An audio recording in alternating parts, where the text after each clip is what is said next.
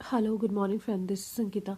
आज मैं इस वीडियो में आपके साथ डिस्कस करूंगी इंडियन रिवर के बारे में। सबसे पहले हम बात करेंगे कि इंडियन रिवर जो सिस्टम है, ड्रेनेज सिस्टम है, वो किस तरह से डिस्ट्रीब्यूटेड है। इंडियन रिवर सिस्टम आपका दो भागों में बटा हुआ है। एक हिमालयन अपवाह तंत्र है और दूसरा प्रायद्वीपीय अपवाह तंत्र है। हिमालयन अपवाह तंत्र, जिसको इंग्लिश में रिवर सिस्टम, ड्रेनेज सिस्टम बोलते हैं।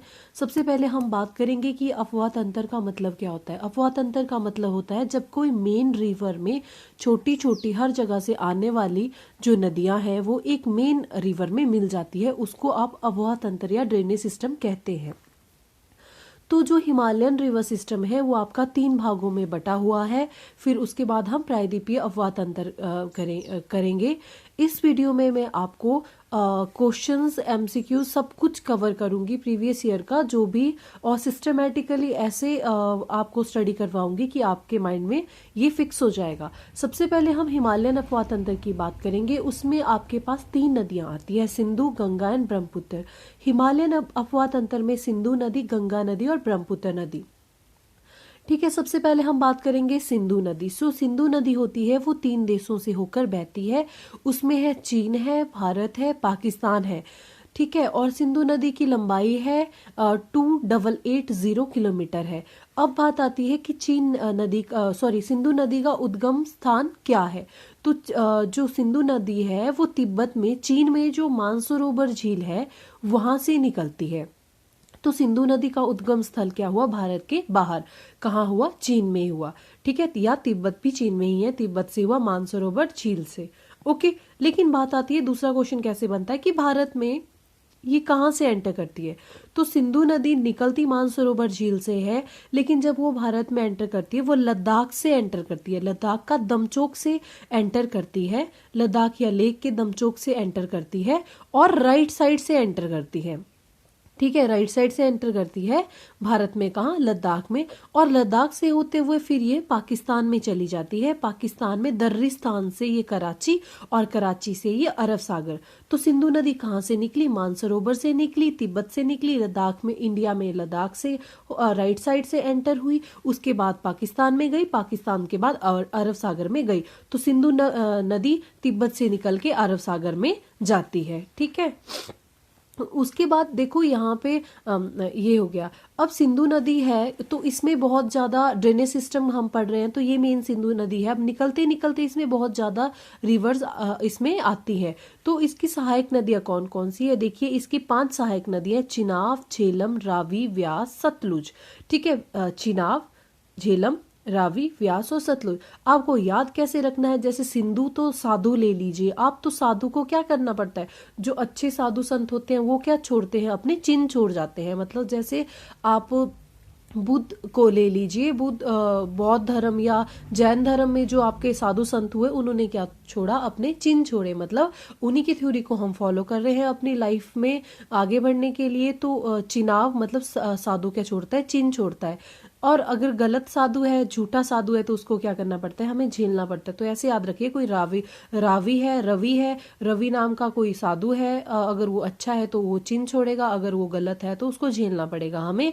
और वो रहता कहाँ है? व्यास में रहता है। और सतलुज तो अपने आप में ही एक नाम सतगुरु की तरह, मतलब इसका साउंड आता है सतलुज।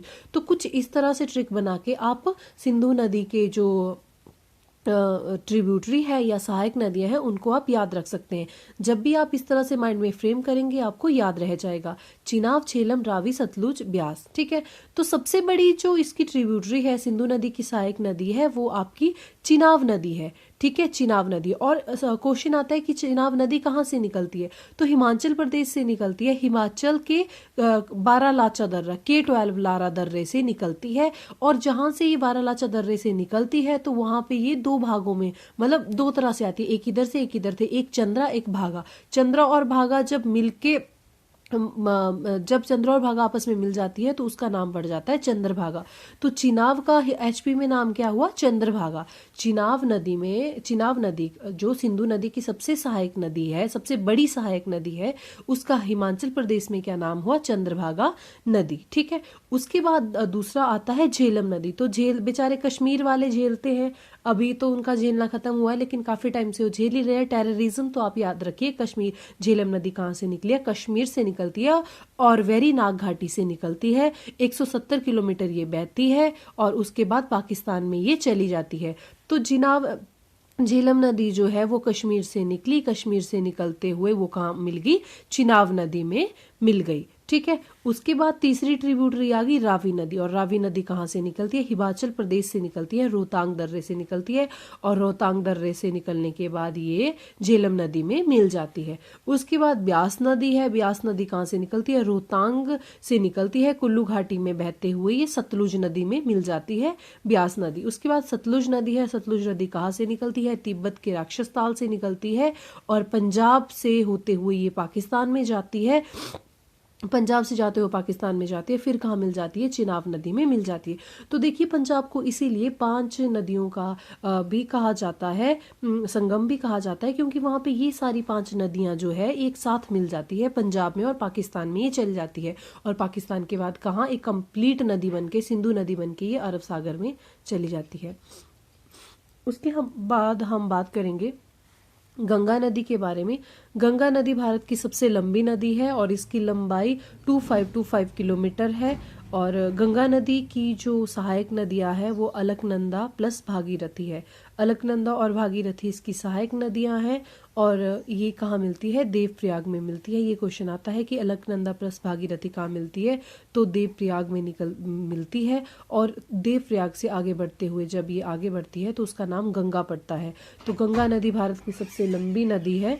और अलकनंदा कहाँ से निकलती है? ये पिंडार से निकलती है। और मंदाकिनी जो है, मंदाकिनी ये रुद्रप्रयाग से निकलती है।